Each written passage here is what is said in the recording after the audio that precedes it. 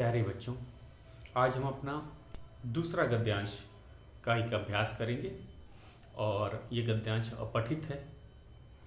तो अपठित गद्यांश का आज अभ्यास करते हैं। तो सबसे पहले आप एक अपठित गद्यांश लिख लीजिए और हम बाद में उसके दिए गए प्रश्नों के उत्तर हल करेंगे। तो प्रश्न है हमारा एक दूसरा अपठित गद्यांश है, आपको पता ही है। तो निम्नलिखित गद्यांश पढ़कर दिए गए प्रश्नों के उत्तर लिखें। मैं गद्यांश लिखता हूँ, साथ साथ आप भी इसे नोट कर लीजिए। भारत गांवों में बसता है, गांवों में बसता है,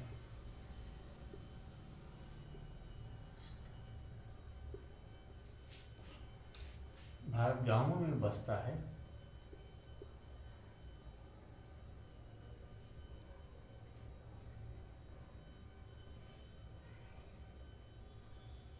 यह कहना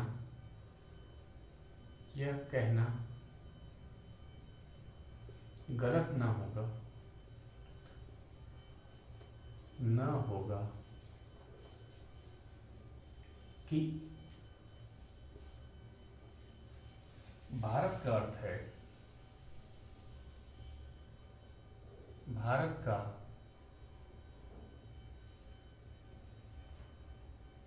अर्थ है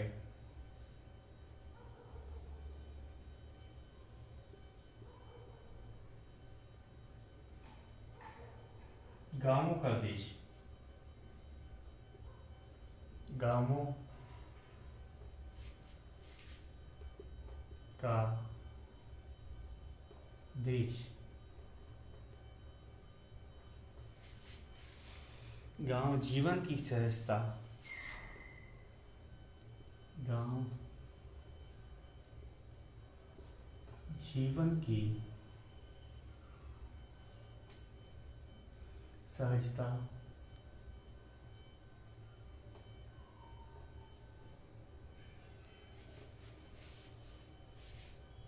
और सहजता और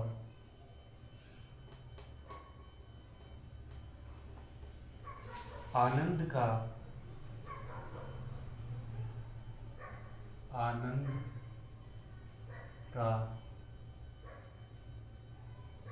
प्रतीक है।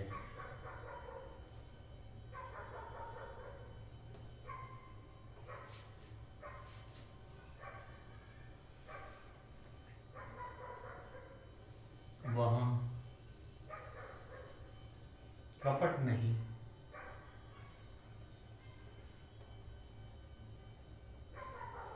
वहाँ कपट नहीं है, छल नहीं है, छल नहीं है।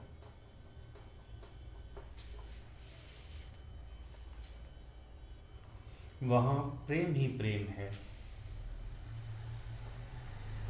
वहाँ प्रेम ही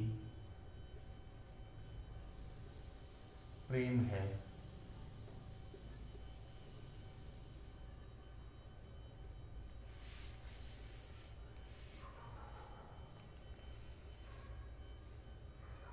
आनंद ही आनंद है,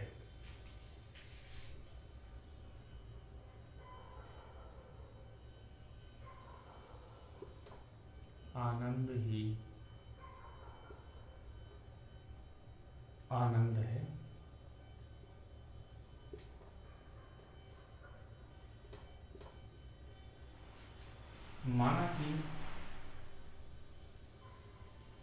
माना कि गांव के लोग गरीब हैं,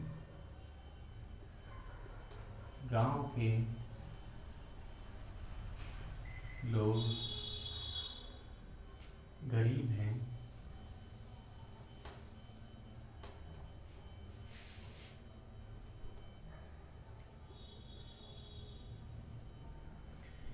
कष्ट में हैं, कष्ट में हैं,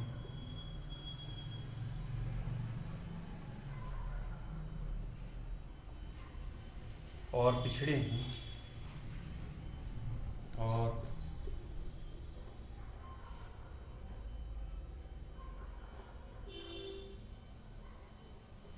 पिछड़े हैं, परंतु उनके दिलों में अथाह उत्साह है। परंतु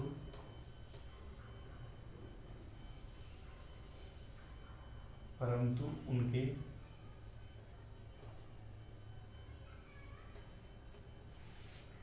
दिलों में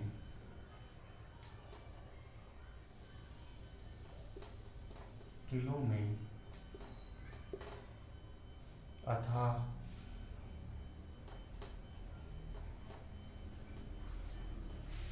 उत्साह है।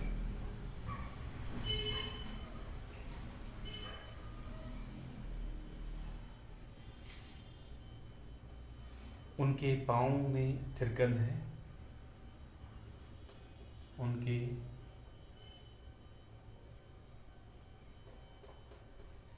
पाँवों में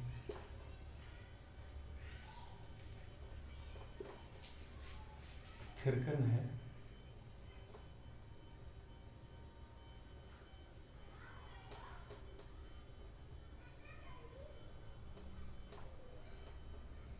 और उनके भावों में और उनके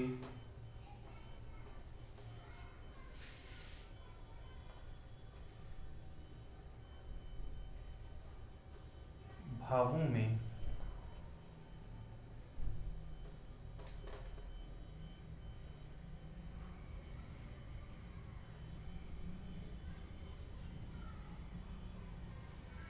उत्सर्ग है।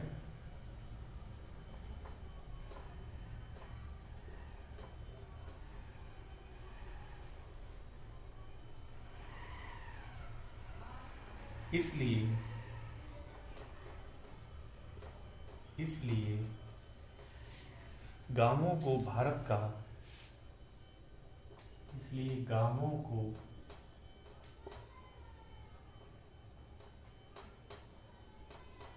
भारत का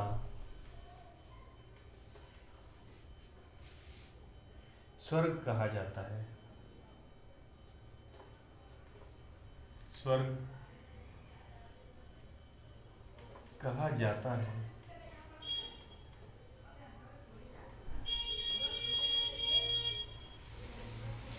तो ये बच्चों ये हमारा गद्यांश है और ये पठित गद्यांश को हम कम से कम 2 या 3 बार पढ़ेंगे। हो सकता है कि पहले या दूसरी बार पढ़ने पे आपको ये कठिन लगे या फिर समझ ना आए, लेकिन जैसे जैसे हम पढ़ेंगे वैसे वैसे आपको ये आसान लगने लगेगा। तो सबसे पहले हम इसको एक बार पढ़ते हैं। भारत गांवों में बसता है। गद्यांश यहाँ से शुरू। भारत गांवों में बसता है, यह कहना गलत ना होगा कि भारत का अर्थ है गांवों का देश। गांव जीवन की सहजता और आनंद का प्रतीक है। वहाँ कपट नहीं है, छल नहीं है, वहाँ प्रेम ही प्रेम है, आनंद ही आनंद है। माना कि गांव के लोग गरीब हैं, कष्ट में हैं और पिछड़े हैं, परंतु उनके दिलों में अथाह उत्साह है। उनके पाँवों में थिरकन है और उनके भावों में उत्सर्ग है। इसलिए गांवों को भारत का स्वर्ग कहा जाता है। तो फिर इसे एक बार पढ़ते हैं। आपको बहुत से इसमें नए शब्द आपको दिखे होंगे और कईयों के शायद अर्थ भी आपको नहीं पता है, तो दूसरी बार पढ़ने पे हम अंदाज़ा लगा सकते हैं कि उस शब्द का क्या अर्थ है। तो मैं दूसरी बार पढ़ रहा हूँ। भारत गांवों में बसता है, यह कहना गलत न होगा कि भारत का अर्थ है गांवों का देश। गांव जीवन की सहजता और आनंद का प्रतीक है। वहाँ कपट नहीं है, छल नहीं है, वहाँ प्रेम ही प्रेम है, आनंद ही आनंद है। माना कि गांव के लोग गरीब हैं, कष्ट में हैं और पिछड़े हैं, परंतु उनके दिलों में अथाह उत्साह है, उनके पाँवों में थिरकन है और उनके भावों में उत्सर्ग है। इसलिए गाँवों को भारत का स्वर्ग कहा जाता है। इसमें हमने जाना गाँवों के बारे में, भारत के गाँवों के बारे में हमने जाना है। तो फिर से इसे एक बार तीसरी बार पढ़ते हैं, उसके बाद दिए गए प्रश्नों के उत्तर हम करेंगे। हमारा एक बार फिर से इसे पढ़ते हैं। भारत गाँवों में बसता है। यह कहना गलत न होगा कि भारत का अर्थ है गाँवों का देश। गाँव जीवन की सहजता और आनंद का प्रतीक है। वहाँ कपट नहीं है, छल नहीं है, वहाँ प्रेम ही प्रेम है, आनंद ही आनंद है। माना कि गांव के लोग गरीब हैं, कष्ट में हैं और पिछड़े हैं, परंतु उनके दिलों में अथाह उत्साह है, उनके पाँवों में थिरकन है और उनके भावों में उत्सर्ग है। इसलिए गाँवों को भारत का स्वर्ग कहा जाता है। तो हमने 3 बार इसे पढ़ा, अब हम जान गए हैं। अब इसको हमने समझ लिया है। अब इसके हम दिए गए प्रश्नों के उत्तर हल करते हैं। आप एक एक करके इसे मैं मिटा देता हूँ ताकि अपना पहला प्रश्न लिख सकूं।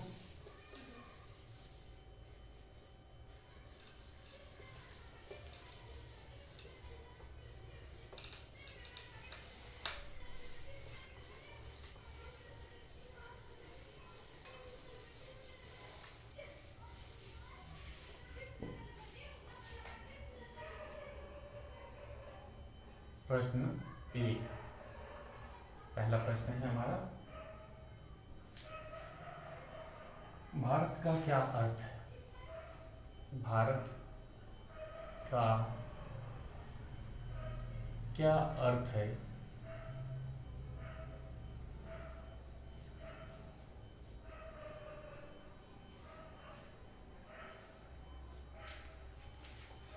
तो जैसा कि हमने गद्यांश में पढ़ा है कि ये कहना गलत नहीं होगा कि भारत का अर्थ है गाँवों का देश।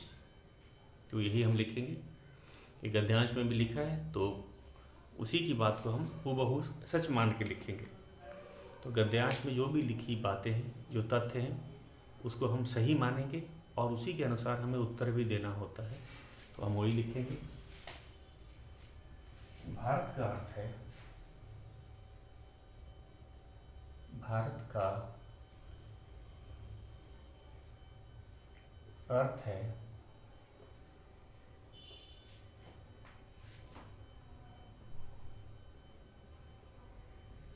गाँवों का देश। गाँवों का देश।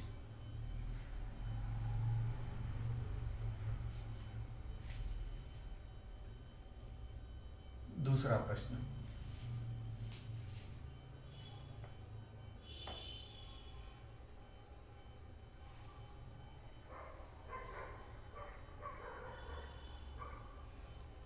गांव के लोग कैसे हैं?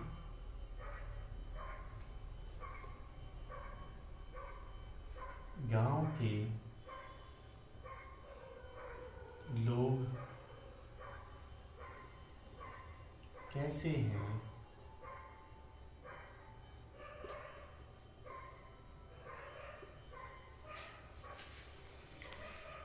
तो जैसा कि आपको पता है कि इसमें बताया है गांव के लोग गरीब और पिछड़े हैं लेकिन वे उत्साह से भरे हुए हैं। तो हमें दोनों ही बात बतानी है। इसमें केवल नकारात्मकता ही नहीं बतानी है, दोनों ही बताना है कि गांव के लोग गरीब और पिछड़े हैं परंतु उत्साह से भरे हुए हैं। क्योंकि गद्यांश में यही बात, दोनों ही बात बताई गई थी कि माना कि लोग गरीब हैं, पिछड़े हैं लेकिन वे उत्साह से भरे, ये हम लिखेंगे।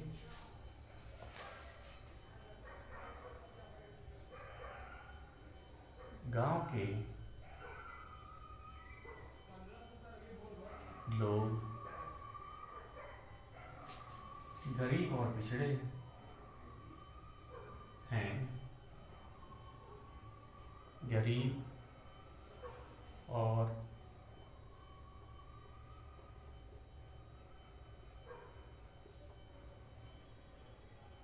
पिछड़े हैं, परंतु वे उत्साह से भरे हुए हैं, परंतु वे उत्साह से भरे हैं। ये था हमारा दूसरा प्रश्न। चलते हैं तीसरे प्रश्न की तरफ। हमारा तीसरा प्रश्न है, गांव किसका प्रतीक है? गांव किसका प्रतीक है?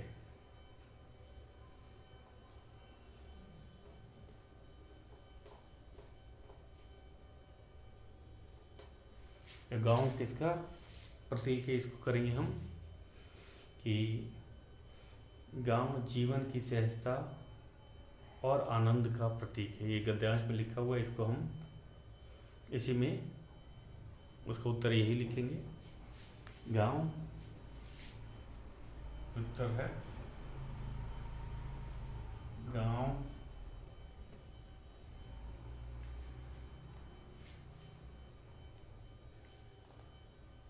जीवन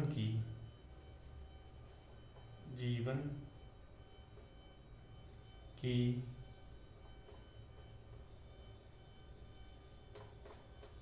सहजता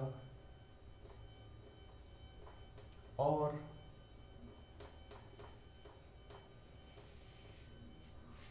आनंद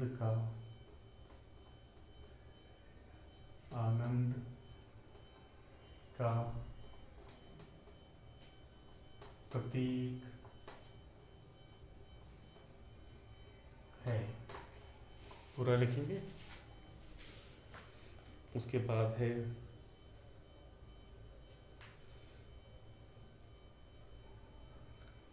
गद्यांश का एक उचित शीर्षक लिखिए। ये हमारा चौथा प्रश्न है। गद्यांश का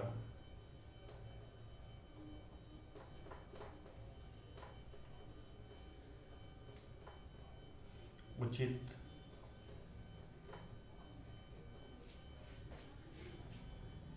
शीर्षक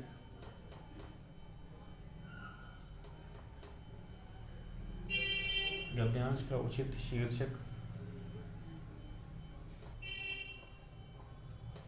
लिखिए।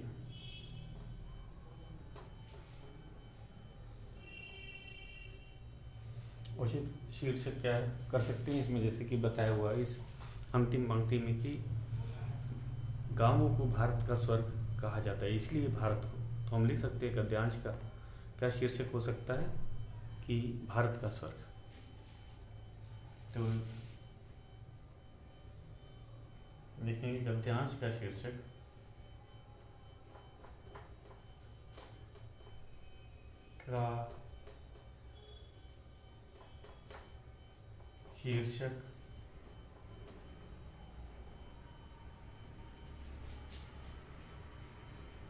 है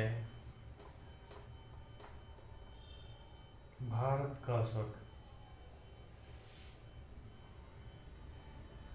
भारत का स्वर्ग।